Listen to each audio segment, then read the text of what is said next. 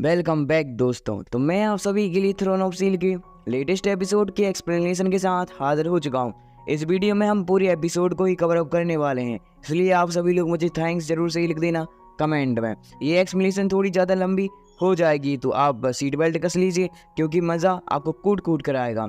तो सब्सक्राइब भी कर लेना जरूर से यार, अगर आपको थोड़ा सा भी मेरी एक्सप्लेनेशन पसंद आती है। जैसा कि हमने थ्रोन ऑफ सील के लास्ट एपिसोड में हमने देखा कि हाउ चैन ने अपनी पावर का यूज करते साथ ही सीधा ही मार दिया होता है डीमन लॉर्ड के बेटे को, जिसकी वजह से वहां पर शांति फैल चुकी थी। होली पास में चारों तरफ डिस्ट्रक्शन जो कि यहाँ पर डीमन लॉर्ड के बेटे के द्वारा आया हुआ था वह पूरी तरह से ही समाप्त हो जाता है। पर यहाँ पर ट्विस्ट तब आ जाता है जब डीमन लॉर्ड खुद यहाँ पर आ जाता है। हाउ चैन की डीमन लॉर्ड से फाइट भी होती है, पर आप जानते हैं कि डीमन लॉर्ड के आगे भाई कोई बोल सकता है क्या? हाँ, बोल सकता है फ्यूचर का हाउ चैन। तो हाँ, पर हाउ चैन ने ज्यादा फाइट नहीं की, डीमन लॉर्ड भी वहां से चला गया, कह के जो तुम्हारी डिवाइन पावर है और जो तुम सक्सेसर हो वह मेरी ही बनने वाले हो। फिर हम देखते हैं कि जो यहाँ पर नेचर ऑफ गॉडेस होती हैं भाई, हाउ चैन को कुछ नॉलेज भी देती हैं कि ईश्वर ने किस प्रकार से सृष्टि का निर्माण किया था। हाउ चैन ने अपनी पावर का यूज करते साथ ही अपने सारे के सारे मरे हुए टीममेटों को भी जिंदा कर लिया होता है। तो अब आगे इस एपिसोड की स्टार्टिंग में हमें दिखाया जाता है एक लेडी को जो कि हाउ चैन के सामने खड़ी होती हैं और कहना शुरू कर देती हैं कि अरे, हमें तो पता ही नहीं था कि हमारे ज़्यादातर लोग तो मर चुके हैं। यह जानकर जो यहाँ पर हाउ चैन के टीममेट होते हैं भाई कहना शुरू कर देते हैं कि हमें इसके बारे में अब ज़्यादा ध्यान नहीं देना चाहिए, क्योंकि जो होता है भाई ईश्वर ने नहीं लिखा था। जबकि हमें दिखाया जाता है इस तरफ कैप्टन को जो कि हाउ चैन का धन्यवाद करता है, कहना शुरू कर देता है हाउ चैन तुम्हारी वजह से ही आज हम जीवित हैं, क्योंकि हम भी मर चुके थे। यह जानकर हाउ चैन कहता है कि नहीं नहीं, आप तो मेरे दोस्त हैं और यह मेरा कर्तव्य था। अगर मेरे पास ज़्यादा से ज़्यादा पावर होती तो मैं सारे लोगों को यहाँ पर जिंदा कर देता। पर तभी हम देखते हैं कि वहाँ पर जो एक और कैप्टन होता है वह कहना शुरू कर देता है कि अब हमें यह सब भूलकर वापस लौट जाना चाहिए और अपने जीवन की एक नए सिरे से शुरुआत करनी चाहिए। यह जानकर जो यहाँ पर बेंजुआन होती है वह अपनी पावर का यूज़ करते हुए वहाँ पर अपनी स्टोरेज रिंग में से एक वेपन बाहर निकालती हैं जो कि सामने वाले एक बंदे का था। और यहाँ पर जो बेंजुआन थी वह बताना शुरू कर देती है कि जब हम वुल्फ लेडी से फाइट कर रहे थे तब अचानक से ही उसने मुझ पर हमला कर दिया था, जिसे प्रोटेक्ट करने के लिए तुमने इस वेपन का यूज़ किया और उसी चक्कर में भाई वहाँ पर गिर गया था। यह वापस ले लो। यह जानकर वह बंदा तुरंत ही उसे ले लेता है और जो वह बंदा होता है भाई कहना शुरू कर देता है कि साथियों को एक दूसरे की मदद करनी चाहिए, इसलिए आपको यहाँ पर एहसान टाइप का तो बिल्कुल भी नहीं लगना चाहिए। बेंजुआन कहती है कि नहीं नहीं, मैं तो आपको यह आपका ही वापस कर रही हूँ और आपका धन्यवाद, अगर आपने उस दिन मेरी हेल्प नहीं की होती। पर यहाँ पर तो कुस्तीमा सियान और ब्रदरलिन को तो मंजूर ही नहीं था, क्योंकि भाई बेंजुआन को चढ़ाना शुरू कर देते एहसान और ऐसा कहते हुए भाई अपने हैंड से लव साइन बना रहे होते हैं। यह जानकर जो बेंजुआन होती है भाई एकदम से ही डरावनी सी आंखों में उनके पीछे देखती है और जैसे ही बेंजुआन की आंखें दोनों ने देख ली थी भाई चुपचाप ही ऐसे ही बनने का ट्राई करते हैं सारे भोले भुलक्कड़। जबकि हमें दिखाया जाता है बेंजुआन को जिसने कि उस स्वॉर्ड को सामने वाले कैप्टन को दे दिया होता है। कैप्टन कहता है चलो ठीक है, और भाई आधे साथ ही हाउ चैन के सामने खड़ा हो चुका था और भाई भी हाउ चैन को धन्यवाद कहता है। जबकि इस तरह में दिखाया जाता है कि सारे के सारे जो अदर टीममेट्स होते हैं भाई वहाँ से जाने के लिए पूरी तरह से ही तैयार थे, जिसकी वजह से भाई हाउ चैन को अलविदा और थैंक फिर से ही दोबारा से कहकर निकल जाते हैं टेलीपोर्टेशन अरेना की सहायता से। जाने से पहले भाई एक बात और बोलते हैं कि हमारी मुलाकात जरूर सही होगी। जैसे ही भाई सभी चले जाते हैं शायर हाउ चैन से कहना शुरू कर देती है कि इस तरह में दिखाया जाता है हाउ चैन को जो कि अपने टीममेटों से कहता है कि अब वक्त आ गया है जब हमें भी अपने घर पर वापस जाना चाहिए, क्योंकि हमें भी वहाँ पर जाकर कुछ और भी टास्क कंप्लीट करने हैं। जबकि हमें दिखाया जाता है इस तरफ नेचर ऑफ गॉडेस को जिसने कि अपनी पावर का यूज़ करते साथ ही वहाँ पर बहुत सारे मल्टीवर्स ट्रेजर्स को अपेयर कर लिया था, क्योंकि आप जानते हैं कि हाउ चैन और हाउ चैन की टीममेटों ने मिलकर इस कंपटीशन को पूरी तरह से क्लियर कर लिया है, तो यह इनका गिफ्ट है। जैसे ही वहाँ पर मल्टीपल ट्रेजर्स अपेयर हो जाते हैं हमें दिखाया जाता है उनमें से एक ट्रेजर को जो कि सीधा ही आकर शायर के हाथों में आ जाता है। आते हुए शायर उसे देखकर काफी ज़्यादा खुश तो दिखाई दे रही थी और उसे एक बात की टेंशन भी थी। जबकि हमें दिखाया जाता है हाउ चैन के अदर टीममेट को। यहाँ पर ब्रदरलैंड की तो खुशी का कोई ठिकाना ही नहीं होता यार, क्योंकि भाई तो पैसे के लिए यहाँ पर अपनी जान को भी बेच सकता है। जबकि हमें दिखाया जाता है सभी खुश तो लग रहे थे। शायर की परेशानी को देखकर हाउ चैन पूछता है कि क्या बात है। शायर कहना शुरू कर देती है कि मुझे यह ट्रेजर काफ़ी ज़्यादा ही पसंद आया है, इससे मैं अपनी पावर को इंक्रीज़ कर सकती हूँ, पर मुझे एक बात का काफ़ी ज़्यादा डर है, क्योंकि यहाँ पर अगर मैंने अपनी पावर का यूज़ करते हुए इसे रिफाइन करते हुए अपने शरीर के अंदर अवशोषित कर लिया, मतलब एनर्जी को कंज्यूम किया, तो मेरे लिए दिक्कत हो सकती है। पिछली बार मैंने सिमिलर ट्रेजर का ऐसे ही यूज़ किया था, तो मेरी जो यहाँ पर ट्रैगर की पावर थी डार्कनेस ऑफ ड्रैगर काफ़ी ज़्यादा खतरनाक तरीके से एक्टिवेट हो गया था। यह जानकर जो यहाँ पर नेचर ऑफ गॉडेस होती हैं वह बताना शुरू कर देती हैं कि अरे अरे किसी को भी यहाँ पर चिंता करने की कोई ज़रूरत नहीं है, क्योंकि तुम अपने सारे के सारे जो मल्टीपल ट्रेजर्स हैं उन्हें कंबाइन करते हुए एक अलग ही ट्रेजर में कन्वर्ट कर सकते हो। यह होली बॉस का सबसे बड़ा सीक्रेट है। यह जानकर सभी के सभी लोग काफ़ी ज़्यादा अच्छी तरीके से खुश और हैरान दिखाई दे रहे होते हैं। यहाँ पर शायर की समस्या पूरी तरह से समाप्त हो गई है। हाओ चेन भी यह जानकर खुश होता है, जबकि हम देखते हैं शायर को जो कि हाओ चेन से पूछना शुरू कर देती आखिरकार तुम्हारे पास कोई ट्रेजर क्यों नहीं आया है। यह जानकर जो नेचर ऑफ गॉडेस होती हैं वह कहना शुरू कर देती हैं कि देखो हमारे पास ऐसा कोई भी ट्रेजर नहीं है जो कि यहाँ पर लाइटनिंग सन ऑफ लाइट और जो नेचर ऑफ गॉडेस का पुत्र, यानी कि आप जानते हैं हाओ चेन के किसी भी काम नहीं आने वाला है। कोई भी ट्रेजर हाओ चेन की स्पिरिचुअल पावर को भविष्य में लॉन्ग टर्म में इंक्रीज नहीं कर सकता, और इसलिए हमने हाओ चेन को किसी प्रकार से ट्रेजर से सम्मानित नहीं किया है। हाओ चेन के पास पहले से ही बहुत खतरनाक से ट्रेजर्स और पावर तो हैं ही। हाओ चेन के शरीर के अंदर 2 स्पिरिचुअल बिंदु हैं जो कि काफी ज्यादा पावरफुल होने के साथ साथ हाओ चेन को किसी प्रकार से अदर ट्रेजर को अपने अंदर एब्जॉर्ब करने के लिए सहायता भी करते हैं और उसकी पावर को भी बढ़ाते हैं। यह जानकर हाओ चेन हाँ जवाब देता है, साथ ही साथ वह यहाँ पर नेचर ऑफ गॉडेस का धन्यवाद करता है कि उसने अपने टीम मीटों को इतने ज़्यादा खतरनाक से ट्रेजर्स दिए हैं। अभी हम नेचर ऑफ गॉडेस को देखते हैं जी को एक और बात बताते हुए कहना शुरू कर देती हैं, चलो अब तुम्हारे सारे के सारे ट्रेजर्स को मैं संश्लेषित यानी कि यहाँ पर रिफाइन करवाती हूँ। इसके बाद हमारा सीन यहाँ से कट हो जाता है। हमें हाओ चेन की टीम मीटों को दिखाया जाता है जो कि गोला लगाकर बैठे हुए थे। उनके सेंटर में और कोई नहीं बल्कि नेचर ऑफ गॉडेस होती हैं जिन्होंने की अपनी पावर को एक्टिवेट कर लिया है। वही हम देखते हैं कि उनके चारों तरफ से स्पिरिचुअल एनर्जी का प्रेशर रिलीज होना भी शुरू हो चुका था। उनका शरीर हवा में फ्लोट करते हुए वहाँ पर सारे के सारे जो हाओ चेन की टीम मीटों की ट्रेजर्स होती हैं वह अचानक से ही हवा में उड़ते हुए उनके चारों तरफ घूमना शुरू कर चुके थे। और यह एक प्रकार का रिफाइनरी प्रोसेस है जो कि नेचर ऑफ गॉडेस इनकी हेल्प करने के लिए कंटिन्यू कर रही हैं। तभी हम देखते हैं कि उनके ऊपर एक फॉर्मेशन क्रिएट हो जाती है जो कि काफ़ी ज़्यादा पावरफुल लग रही होती है, और साथ ही साथ थोड़े ही समय के बाद उनका जो यह प्रोसेस होता है वह पूरी तरह से कंप्लीट हो जाने के कारण सारे के सारे जो ट्रेजर्स होते हैं वह फिर से अपने मालिक के पास वापस आते हुए इनके शरीर के अंदर जा चुके थे, जिन्हें कि सभी लोगों ने अपनी पावर का यूज़ करते हुए कंज्यूम करना भी शुरू कर दिया था, जिसकी वजह से उनकी पावर इंक्रीज होना भी शुरू हो जाती है। तब किस तरह में दिखाया जाता है लाइटनिंग ऑफ गॉडेस को, जहाँ पर हम देखते हैं कि हाओ चेन को भी काफ़ी ज़्यादा खतरनाक से ट्रेजर आप जानती हैं कौन है, पता है? Lightning spirit. तो लाइटनिंग स्पिरिट को जो गॉडेस ऑफ लाइटनिंग होती हैं उन्होंने अपनी पावर का यूज़ करते हुए उसके लेवल को अप कर दिया होता है, जिसकी वजह से हम देखते हैं कि वह और भी ज़्यादा ब्यूटीफुल होने के साथ साथ उसके शरीर के ऊपर एक प्रकार का आर्मर टाइप का भी आ चुका था जो कि उसको अब किसी भी अटैक से प्रोटेक्ट कर सकता है। बट अब ये पहली बार नहीं रही है क्योंकि इसकी पावर भी इंक्रीज हो गई है। जबकि हम देखते हैं कि जो नेचर ऑफ गॉडेस होती हैं बस सेकेंड ट्रेजर्स के बारे में बताना शुरू कर देती हैं कि स्टार फ्लेम फिनिक्स जो कि काफ़ी ज़्यादा खतरनाक सी एक रिफाइनरी फर्नेस है। यह और किसी को नहीं बल्कि ब्रदरलिन को प्राप्त हुआ है। ब्रदरलिन इसे पाकर खुश दिखाई दे रहे थे, तो हमें दिखाया जाता है कि जो सेकंड एट्रीब्यूट था वह और किसी को नहीं बल्कि सीमा सियान को ही प्राप्त था, जो कि एक प्रकार की थंडर एबिलिटी का है। और यहाँ पर सीमा सियान की जो फिजिकल एबिलिटी है वह और भी ज़्यादा पावरफुल और ख़तरनाक हो गई है।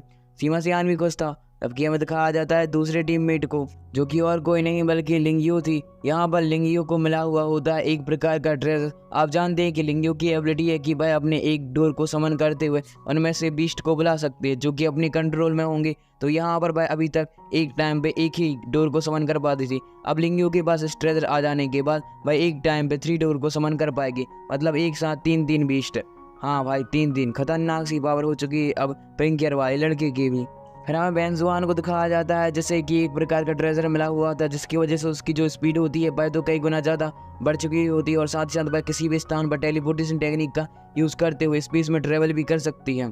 फिर हम देखते हैं कि मैक्स को मिला हुआ होता है एक और अदर प्रकार का ट्रेजर जिसकी सहायता से वह अपनी पावर का यूज़ करते साथ ही युद्ध के मैदान में हुए अपने सारे के सारे जो यहाँ पर टीममेट हैं उनके शरीर के चारों तरफ एक प्रकार की शील्ड क्रिएट कर सकता है, और उनके चारों तरफ भी एक शील्ड क्रिएट कर सकता है, मतलब बैरियर टाइप का भी और एक लेयर टाइप का भी। फिर हमें दिखाया जाता है शायर को जैसे कि मिला हुआ होता है काफ़ी ज़्यादा खतरनाक सा एक अदर ट्रेजर जिसकी सहायता से यहाँ पर शायर अपने स्पीड को बहुत ज़्यादा खतरनाक तरीके से इंक्रीज कर सकती है, मतलब पलक झपकते ही भाई कहीं की कहीं पहुँच जाएगी। आप जानते हैं कि शायर की स्पीड पहले से ही खतरनाक थी, अब तो उसे कोई देख भी नहीं सकता था, मतलब शायर को एक प्रकार से स्पीड एलिमेंट मिला है। फिर हमें दिखाया जाता है इसी प्रकार हाओ चेन के जो सारे के सारे टीममेट होते हैं वह अपनी पावर को एनहेंस कर चुके थे। यहाँ पर जो नेचर ऑफ गॉडेस हैं वह फॉर्मेशन से नीचे आती हैं। इस तरह सायर को दिखाया जाता है जो कि इस फॉर्मेशन के अंदर होने के कारण उसके मुंह से खून आना शुरू हो चुका था। आप जानते हैं कि सायर ने अभी अभी बोला था कि भाई रिफाइनरी प्रोसेस को कंप्लीट नहीं कर सकती, भाई हर जगह ही अटक जाती है।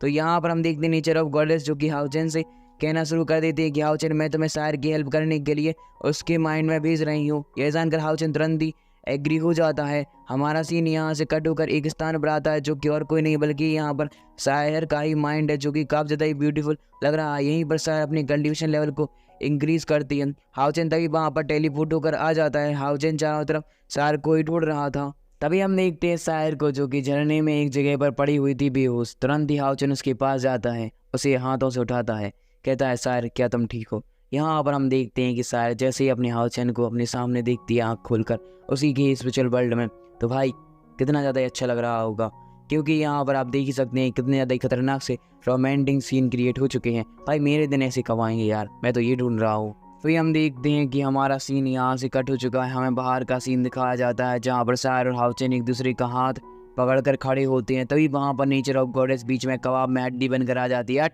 और आते साथ ही कहना शुरू कर देती है कि देखो अब अलविदा कहने का वक्त आ गया है। हाउचेन कहता है कि हाँ आप सही बोल रही हैं, हमें वापस जाना चाहिए। पर हाउचेन का एक क्वेश्चन था कि आपका नेक्स्ट प्लान क्या है।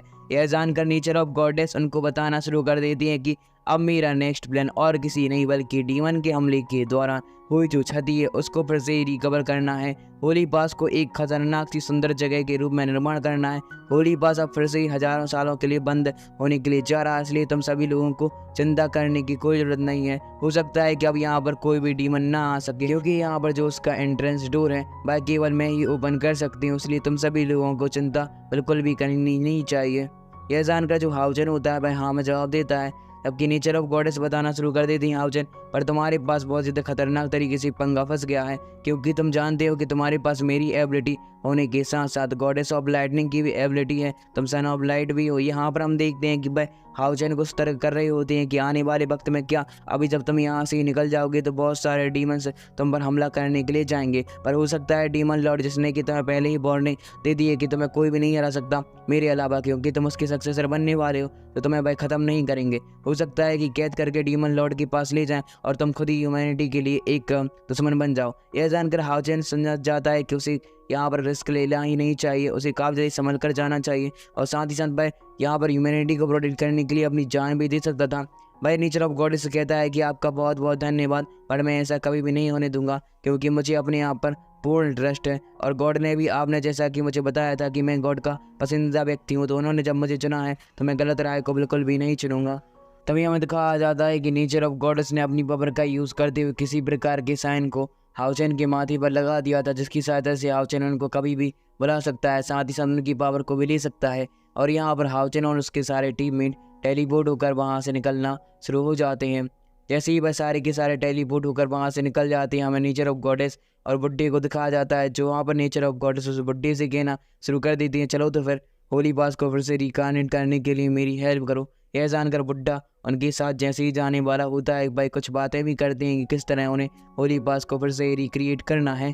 पर तभी अचानक हमें दिखाया जाता है कि उनके पीछे एक डेमोनिक साइन फॉर्मेशन क्रिएट हो जाती है बादलों के ऊपर। नेचर ऑफ गॉडेस उसे देखकर काफ़ी ज़्यादा हैरान हो चुकी थी। भाई कहने लगती थर्ड डीमन लॉर्ड का यह एक प्रकार की जो आइस है भाई यहाँ पर क्या कर रही है, और उनके ऐसा कहती है हमारा सीन यहाँ से कट हो चुका है। हमें दिखाया जाता है कि सभी हाउचेन और हाउचेन के टीममेट टावर में आ जाते हैं, जहां पर आते साथ ही बड़े बड़े एल्डर के सामने वह उन्हें ग्रीड करते हुए सारी इन्फॉर्मेशन देना शुरू कर देते हैं कि आखिरकार किस तरह डीमन लॉर्ड के बेटे ने एक प्रकार से होली पास को नष्ट करने के लिए आया था अपने बहुत सारे डीमन लॉर्ड्स के साथ में, पर हमने नेचर ऑफ गॉडेस की पावर का यूज़ करते हुए उन्हें कम्प्लीटली तरीके से ही हरा दिया है। यह जानकर सभी के सभी लोग खुश और हैरान दिखाई दे रहे थे। मैक्स के ग्रैंडफादर को दिखाया जाता है, जो कि कहना शुरू कर देता है कि अब तो हमें और भी ज़्यादा सतर्क रहना होगा, क्योंकि हम नहीं जानते कि आखिरकार डीमंस का क्या प्लान है। मैं बता देता हूँ कि डीमंस को ह्यूमन जाति पूरी तरह से ही नष्ट करनी है और हाउचेन का सक्सेसर बनाना है, ये प्लान है डीमंस का। तभी हमें दिखाया जाता है एक और एल्डर को, जो कि हाउचेन के कंधे पर हाथ रखते हुए उससे बोलना शुरू कर दे, बेटा तुम्हारा बहुत बहुत धन्यवाद, तुमने हमारी ह्यूमैनिटी को बचाने के लिए अपनी भी जान को कुर्बान करने के लिए लगा दिया था। अगर तुम नहीं होते तो आज तो मानव जाति पूरी तरह से नष्ट हो जाती। अब जश्न का माहौल है। हमारा सीन यहाँ से कट होकर रात के वक्त आता है, जहाँ पर हम देखते हैं कि एक प्रकार के महल में पूरी तरह से ही यहाँ पर बमबारी हो रही होती है। वो बारी नहीं, बल्कि आप जानते हैं कि फायर क्रैकर्स, मतलब एंजॉयमेंट चल रहा हो। सभी जो यहाँ पर वॉरियर्स होती है वह इन फायर क्रैकर्स को देखकर एंजॉय कर रहे होते हैं। तभी हमें दिखाया जाता है स्टेज पर बहुत सारे वॉरियर जो कि होली पास से ही आए हैं, हाउ चैन के टीममेटों के साथ में खड़े हुए थे। आते साथ ही हम देखते हैं एल्डर को, जो कि सभी लोगों को बताना शुरू कर देता है कि हमारे ये वॉरियर जो कि आप स्टेज पर प्रस्तुत दिख रहे हैं वह काफी ज्यादा पावरफुल होने के साथ इंटेलिजेंट हैं। इनने नेचर ऑफ गॉडेस की पावर का यूज करते हुए डीमन लॉर्ड के बेटी तक को जान से मार दिया है। हाउ चैन इसके लिए सबसे ज्यादा ही जिम्मेदार है। यहाँ पर सारी की सारी जो इन्फॉर्मेशन होती है हाउ चैन की टीममेटों की बढ़ा चढ़ाकर तारीफ चढ़ दी जाती है। यहाँ पर वॉरियर्स के सामने बढ़ा चढ़ा कर क्या यार, यहाँ पर हाउ चैन ने अपनी पूरी जान लगा दी थी यार। हाउ चैन की जगह अगर मैं लीड कैरेक्टर होता था भाई बहुत मजा आता ना, क्योंकि ऐसा मुझे सपने में आया था। आप भी क्या ऐसा ही सोचते हो? कमेंट में बता देना। जबकि हमें दिखाया जाता है कि जो वह एल्डर था वह हाउ चैन और शायर से कहना शुरू कर देता है कि दोनों के दोनों ही अपने टीममेटों को लेकर आ गया। होता भी कुछ ऐसा ही, सभी के सभी जो हाउ चैन और हाउ चैन के टीममेट होते हैं वह आगे आ चुके थे। एल्डर उनकी और भी ज़्यादा तारीफ करते हुए कहना शुरू कर देता है कि हाउ चैन ने डीमन लॉर्ड के बेटे को ख़त्म किया है, इसलिए आप सभी लोगों को हाउ चैन की तरह अपना आइडल मानते हुए अपनी प्रोग्रेस को और भी ज़्यादा एनहेंस करना चाहिए। ऐसे ही कुछ मोटिवेशन लाइन बोल रहा होता है। साथ ही साथ वह बोलना शुरू कर देता है कि ये सारे के सारे जो होली पास से विनर लोग हैं वह यहाँ पर फर्स्ट ग्रेड के पुरस्कार के अधीन हो चुके हैं, इसलिए उन्हें भी पुरस्कार वितरण भी किया जाएगा, मतलब ट्रेजर्स। इस तरह में दिखाया जाता है हाउ चैन तो शायर की आंखों में आंखें डालकर खड़ा होता, उससे ज़्यादा कुछ मतलब भी नहीं था। सभी लोग हाउ चैन की तारीफ को सुनकर उसको चेयरअप करना भी शुरू कर देते हैं। हाउ चैन एक महान कैप्टन है और ऐसी कुछ नारे भी लग रही थी। इस तरह में दिखाया जाता है एल्डर को, जो कि कहना शुरू कर देता है कि चलो तो फिर ट्रेजर दिए जाएं। और ऐसा कहते हुए उन्होंने अपनी पावर का यूज़ करते साथ ही अरेना के ऊपर एक प्रकार की फॉर्मेशन को क्रिएट अप कर दिया था। इस फॉर्मेशन के अंदर बहुत सारे जो ट्रेजर्स होते हैं वह आना शुरू हो जाते हैं। इन्हें देखकर हाउ चैन के टीममेट तो बड़बड़ाना भी शुरू कर चुके थे। उनकी खुशी का कोई ठिकाना नहीं था। ब्रदरलैंड के मुंह में से लार टपक रही होती है, क्योंकि उनको ट्रेजर्स की भूख लगी हुई है। साले को खाना वाना बिल्कुल भी नहीं चाहिए।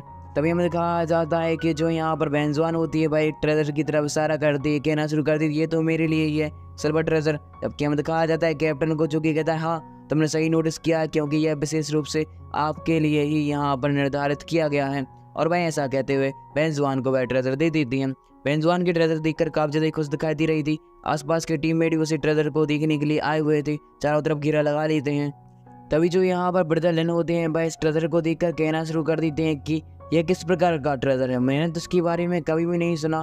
बेंजवान बताना शुरू कर देती है कि हाँ यह सामान्य बात है, क्योंकि यह हजारों सालों पहले ही विलुप्त हो चुका था। यह एक प्रकार का स्काई सिल्वर ट्रेजर है, जो कि काफी ज्यादा खतरनाक होने के साथ साथ मेरे जो यहाँ पर पूर्वज थे उन्होंने अपने ब्लड लाइन का यूज़ करते हुए इन पत्थरों को रिफाइन किया था। साथ ही साथ इनका यूज़ वह अपनी प्रोटेक्शन और अपनी पावर को इंक्रीज करने के लिए वेपनों में भी करते थे। और यहाँ पर वह बताना शुरू कर देती है कि मेरे एंसेस्टर्स के पास एक प्रकार की शील्ड थी जिसमें इस प्रकार के 7 क्रिस्टल लगे हुए थे, और यह 7 क्रिस्टल काफी ज़्यादा ही पावरफुल होने के बाद वह शील्ड को इतना ज़्यादा खतरनाक बना सकते थे कि वह डीमन लॉर्ड के अटैक को आराम से ही डिस्ट्रॉय कर पाएगी। और जब मैंने पीढ़ी दर पीढ़ी इन प्रकार के क्रिस्टल को खोजने का ट्राई किया था तो मुझे कुछ भी नहीं मिला था। जबकि हम देखते हैं कि यहाँ पर मुझे एक प्रकार का अब स्काई सिल्वर क्रिस्टल मिल चुका है। यह मेरी शील्ड की पावर को दोगुना कर देगा। यह जानकर जो ब्रदरलैंड और बाकी सारे टीममेट होते हैं वह कहना शुरू कर देते हैं कि अगर बाई चांस हमें यह सभी ट्रेजर्स सभी जो क्रिस्टल्स हैं मिल गए तो तुम्हारी शील्ड की पावर काफ़ी ज़्यादा ही बढ़ जाएगी।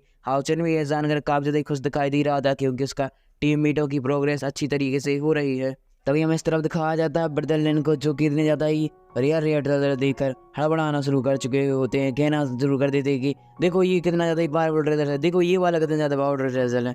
सारे के सारे जो वॉरियर्स होते हैं बस उसका मजाक बनाते हुए कहना शुरू कर देते हैं क्या इसने कभी ट्रेजर्स को देखा नहीं है, इतना ज़्यादा ही बड़ा रहा है। जबकि हम देखते हैं कि जो यहाँ पर जो ग्रैंड फादर होते हैं ब्रदरलैंड की भाई कहते हैं कि ये काफ़ी ज़्यादा ही बेकार है, साला लालची हो गया है अपने बाप की तरह। और ऐसा कहते हुए काफ़ी ज़्यादा ही मज़े ले रहे होते हैं ब्रदरलैंड की। जबकि हम इस तरफ दिखाया जाता है एल्डर को, जिसने कि अपनी पावर का यूज़ करते हुए और बाकी सारे एल्डर जो कि पीछे स्टेज पर खड़े हुए थे उन्होंने अपनी पावर का यूज़ करते हुए वहाँ पर किसी प्रकार की फॉर्मेशन की सहायता से एक अपेयर कर लिया होता है टोकन को, जो कि भाई टोकन सीधा ही जाकर भाई एल्डर हाओ चैन को दे देता है। कहना शुरू कर देता है कि यह टोकन काफी ज़्यादा ही कीमती है, इसकी सहायता से तुम पूरे के पूरे जो यहाँ पर डीमन शिकार समूह है उसको आदेश दे सकते हो। यह जानकर हाओ चैन काफी ज़्यादा खुश दिखाई दे रहा था, क्योंकि उसको यहाँ पर एक काफी ज़्यादा खतरनाक सी उपाधि मिल चुकी है।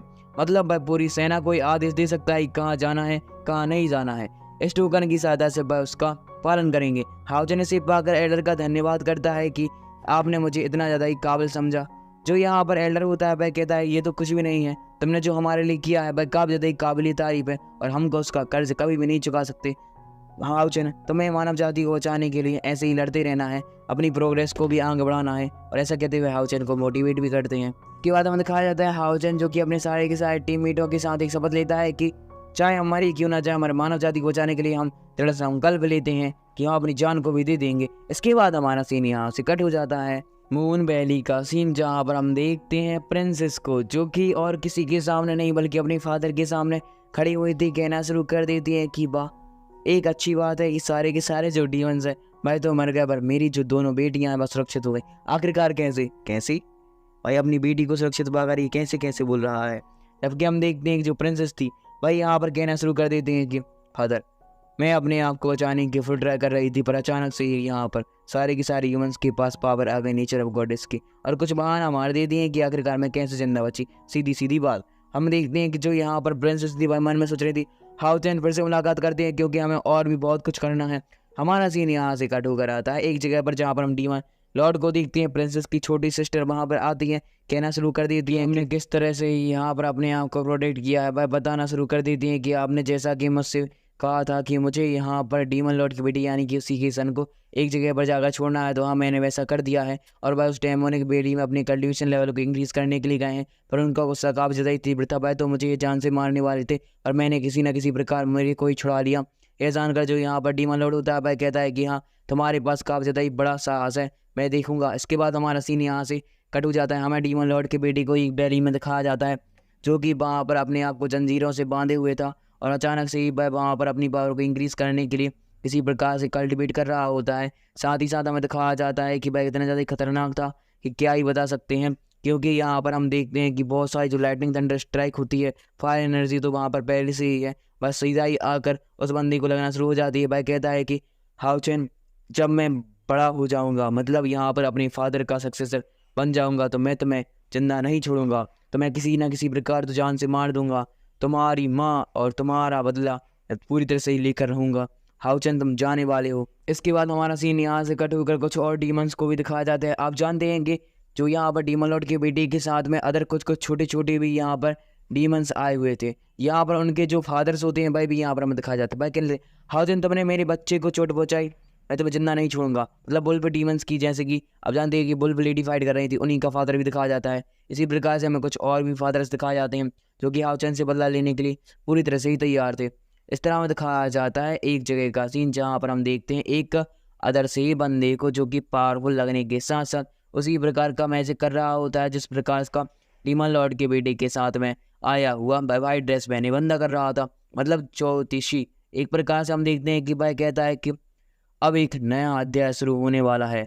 हाओ चैन, देखते हैं कि आखिरकार तुम इसमें गिरते भी हो या फिर नहीं, मेरी प्रेडिक्शन गलत है या फिर तुम्हारी। और ऐसा कहते हैं हमारा ये पार्ट ही ब्रांड हो जाता है। इसका नेक्स्ट पार्ट आपको देखने के लिए मिलेगा नेक्स्ट गुरुवार को। तब तक के लिए गुड बाय। अगर आप लोग चाहें तो यहाँ पर मैं एक बात कर सकता हूँ, क्या नोबल एक्सप्लेनेशन लेकर आऊँगा रविवार को, बट इसके लिए आपको यहाँ पर 200 कमेंट करने होंगे। कर पाओगे क्या?